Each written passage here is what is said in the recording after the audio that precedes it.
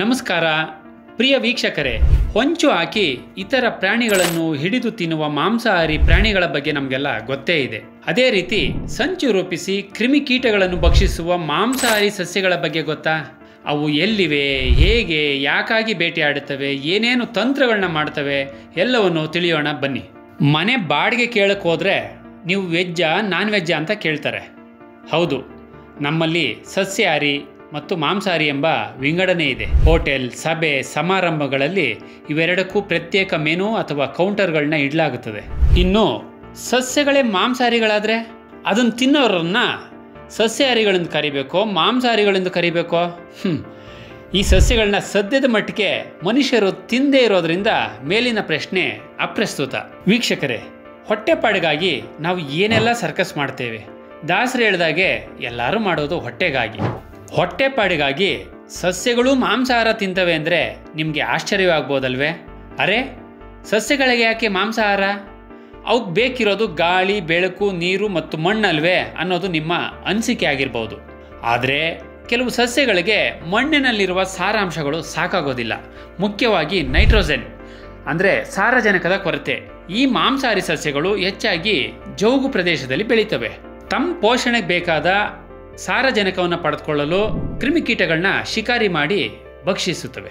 ಹಿಡಿದು ತಿನ್ನೋದಕ್ಕೆ ಸಸ್ಯಗಳಿಗೇನು ಬಾಯಿದೆಯೇ? ಖಂಡಿತ ಇಲ್ಲ. ಆದರೆ ಮಾಂಸಾಹಾರಿ ಸಸ್ಯಗಳು ತಮ್ಮ ಹೂವು, ಎಲೆಗಳಲ್ಲಿ ಗಮನಾರ್ಹವಾದ ಬದಲಾವಣೆ ಮಾಡಿಕೊಂಡು ಸಂಚಿನ ರೂಪಿಸಿ ಕೀಟಗಳನ್ನ ಬೇಟೆಯಾಡಿ ಕಬಳಿಸ್ತವೆ.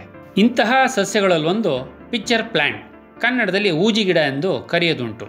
ಇದರ ಎಲೆಗಳು ನೋಡಲು ಕೊಳವೆ ಆಕಾರದ ಉದ್ದ ಕತ್ತಿನ ಮುಚ್ಚಳವಿರುವ ಹೂಜಿಯಂತೆ ಕಾಣ್ತವೆ. ಹೂಜಿಯ ಮೇಲ್ಭಾಗದಲ್ಲಿರುವ ಒಂದು ಸಣ್ಣ ಎಲೆಯು ಅದರ ಮುಚ್ಚಳದಂತೆ ಕೆಲಸ ಮಾಡ್ತದೆ. ಆ ಮುಚ್ಚಳದ ಕೆಳಭಾಗದಲ್ಲಿ ಸಿಹಿಯಾದ ಜೇನ್ ಅಂತ ಪದಾರ್ಥ ಇರ್ತದೆ. ಅದರ ಆಕರ್ಷಣೆಗೆ ನೊಣಗಳು, ಕೀಟಗಳು, ಇರುವೆಗಳು ಬರುತ್ತವೆ. ಆ ಜೇನು ಹೀರುವ ಸಂದರ್ಭದಲ್ಲಿ ಕೀಟಗಳು ಜಾರಿ ಆ ಹೂಜಿಯೊಳಗೆ ಬೀಳುತ್ತವೆ.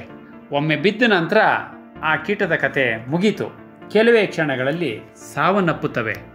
4-5 ದಿನಗಳಲ್ಲಿ ಕೀಟಗಳು ಜೀರ್ಣಕ್ರಿಯೆಗೊಳಗಾಗಿ ಆ ದ್ರವ್ಯದಲ್ಲಿ ವಿಲೀನಗೊಳ್ತವೆ. ಗಿಡದ ಸೂಕ್ಷ್ಮ ರಂಧ್ರಗಳು ಸಾರವನ್ನು ಹೀರಿಕೊಳ್ತವೆ.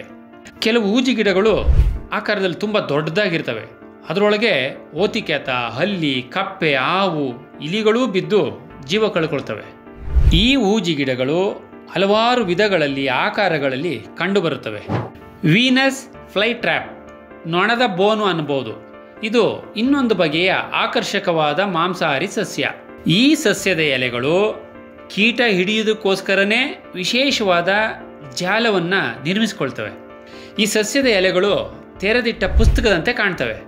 ಪರಸ್ಪರ ಮುಚ್ಚಿಕೊಳ್ಳುವ ಚಿಪ್ಪುಗಳಂತಹ ಆಕಾರವನ್ನು ಇದರ ಎಲೆಗಳು ಹೊಂದಿರ್ತವೆ. ಅವುಗಳ ಒಳಮೈಯಲ್ಲಿ ಸಿಹಿಯಾದ ಜೇನಿನಂತಹ ಅಂಶವೂ ಇರ್ತದೆ. ಕೀಟವು ಇದರ ಆಕರ್ಷಣೆಗೆ ಒಳಗಾಗಿ ಆ 2 ಕವಾಟಗಳ ನಡುವೆ ಬರ್ತವೆ. ಅಲ್ಲಿ ಸಣ್ಣ ಸೆನ್ಸಿಟಿವ್ ಮುಳ್ಳುಗಳಿರ್ತವೆ. ಕೀಟಗಳ ಕಾಲು ಅಥವಾ ಮೈಯ ಯಾವುದಾದ್ರೂ ಭಾಗ ಆ ಮುಳ್ಳುಗಳಿಗೆ ತಾಗಿದ ಕೂಡಲೇ ಸಸ್ಯದಲ್ಲಿ ವಿದ್ಯುತ್ ರಿಲೀಸ್ ಆಗಿ ಕ್ಷಣಾರ್ಧದಲ್ಲಿ ಕವಾಟವನ್ನು ಮುಚ್ಚಿಬಿಡ್ತವೆ. ಆ ಚಿಪ್ಪಿನ ತುದಿಯಲ್ಲಿ ಮುಳ್ಳುಗಳಿರೋದ್ರಿಂದ ಕೀಟ ಅಲ್ಲೇ ಲಾಕ್ ಆಗಿಬಿಡುತ್ತೆ. ಒಮ್ಮೆ ಲಾಕ್ ಆದರೆ ಬಳಿಕ ಏನೇ ಮಾಡಿದ್ರೂ ಕೀಟ ಹೊರಬರೋಕ್ಕಾಗೋದಿಲ್ಲ. ನಿಧಾನಕ್ಕೆ ಇಡೀ ಕೀಟವನ್ನೇ ದ್ರವ್ಯವನ್ನಾಗಿ ಪರಿವರ್ತಿಸುತ್ತೆ. ಆ ಕವಾಟದ ಗೋಡೆಯಲ್ಲಿರೋ ಅಂಗಾಂಶಗಳು ಕೀಟದ ದೇಹದಿಂದ ಸಾರವನ್ನು ಹೀರಿಕೊಳ್ತವೆ.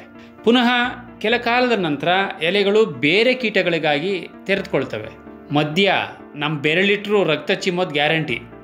ಡ್ರಾಸೆರಾ ಅಂದರೆ ಇಬ್ಬನಿ ಗಿಡ, ಇದೊಂದು ಅತ್ಯಂತ ಸುಂದರವಾದ ಸಸ್ಯ.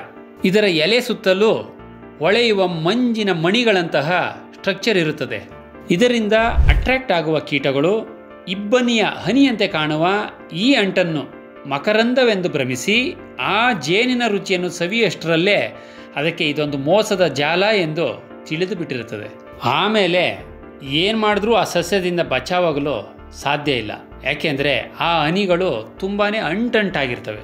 ಆ ಅಂಟಿಗೆ ಕೀಟಗಳು ಒಮ್ಮೆ ಸಿಲುಕಿದ್ರೆ ಮತ್ತೆ ಬಿಡಿಸ್ಕೊಳ್ಳೋಕ್ಕೆ ಸಾಧ್ಯ ಇಲ್ಲ. ಕ್ರಮೇಣ ಸಸ್ಯ ಆ ಕೀಟವನ್ನು ಸುತ್ತುವರಿತದೆ. ಕೀಟಗಳು ಅಲ್ಲೇ ಬಂದಿಯಾಗಿ ಇಬ್ಬನಿ ಗಿಡದ ಆಹಾರವಾಗುತ್ತವೆ. ಈ ಇಬ್ಬನಿ ಗಿಡಗಳಲ್ಲೇ ಸುಮಾರು 250ಕ್ಕೂ ಹೆಚ್ಚು ಸಸ್ಯ ಪ್ರಭೇದಗಳು ಕಂಡು ಬಂದಿವೆ. ಇದೇ ರೀತಿ trumpet, pitcher plant, ladies in waiting, bladderwort, butterwort, Aldrovanda, lobster, pot trap, passive glue trap, Sarracenia purpurea ಮತ್ತು ಸಕ್ಷನ್ ಟ್ರ್ಯಾಪ್. ಹೀಗೆ ಜಗತ್ತಿನಾದ್ಯಂತ ಸುಮಾರು 600ಕ್ಕೂ ಹೆಚ್ಚು ವಿವಿಧ ಮಾಂಸಾಹಾರಿ ಸಸ್ಯಗಳಿವೆ. ದಕ್ಷಿಣ ಅಮೆರಿಕ, ಕ್ಯಾಲಿಫೋರ್ನಿಯಾ, ಕೆನಡಾ, ಆಸ್ಟ್ರೇಲಿಯಾಗಳಲ್ಲಿ ಮಾತ್ರ ಬೃಹತ್ ಪ್ರಮಾಣದಲ್ಲಿ ಕಂಡುಬರುವ ಈ ಸಸ್ಯಗಳ ಹಲವಾರು ಪ್ರಭೇದಗಳು ನಮ್ಮ ಈಶಾನ್ಯ ಭಾರತದಲ್ಲೂ ಕಂಡುಬರುತ್ತವೆ. ಪಶ್ಚಿಮ ಹಿಮಾಲಯ, ಮೇಘಾಲಯದ ಬಾಗ್ಮಾರ್ ಬೆಟ್ಟ, ಗಾರೋ ಬೆಟ್ಟ, ಖಾಸಿ ಬೆಟ್ಟ ಹಾಗೂ ಅಸ್ಸಾಂ, ನಾಗಾಲ್ಯಾಂಡ್ಗಳ ಬೆಟ್ಟಗುಡ್ಡಗಳಲ್ಲಿ ಇಂತಹ ಮಾಂಸಾಹಾರಿ ಸಸ್ಯಗಳು ಹೆಚ್ಚಾಗಿ ಕಾಣಸಿಗುತ್ತವೆ. ತಾನು ಜೀವಂತವಾಗಿರಲು ಬೇರೊಂದು ಕೀಟದ ಜೀವ ತೆಗೆಯುವ ಈ ಸಸ್ಯಗಳ ಜೀವನ ಶೈಲಿಯೇ ಅಪರೂಪ ಮತ್ತು ಅದ್ಭುತ. ಯಾಕೆಂದರೆ ಓಡಾಡುವ ಜೀವಿಗಳಂತೆ ಈ ಸಸ್ಯಗಳಿಗೆ ಮೆದುಳು ಇರುವುದಿಲ್ಲ. ಬೇಟೆಯನ್ನು ಹಿಡಿ, ತಿನ್ನು ಎಂಬ ಸಂದೇಶವನ್ನು ಅದು ಮೆದುಳಿನಿಂದ ಪಡೆದುಕೊಳ್ಳಲಾರದು. ಆದರೂ ಸೂಕ್ಷ್ಮ ಸಂವೇದನೆಗಳ ಮೂಲಕ ತನ್ನ ಅಂಗಾಂಗಗಳನ್ನು ಅವು ಕೀಟ ಭಕ್ಷಣೆಗೆ ಬಳಸಿಕೊಂಡು ಜೀವಿಸುವುದು ಒಂದು ವಿಸ್ಮಯವೇ ಸರಿ.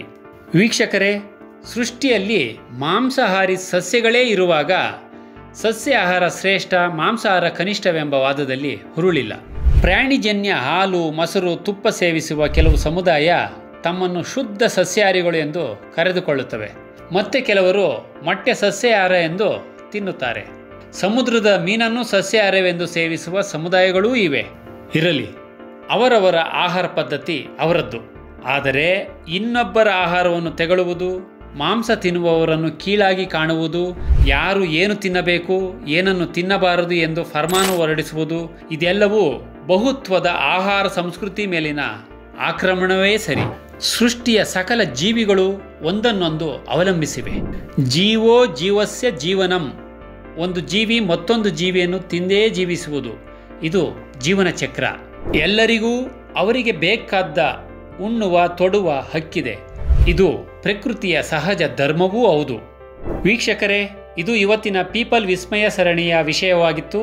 ಮುಂದಿನ ಸಂಚಿಕೆಯಲ್ಲಿ ಮತ್ತೊಂದು ಸ್ವಾರಸ್ಯಕರ ವಿಷಯಗಳೊಂದಿಗೆ ಬರುತ್ತೇವೆ. ಕಾಯ್ತಾ ಇರಿ. ನಮಸ್ಕಾರ.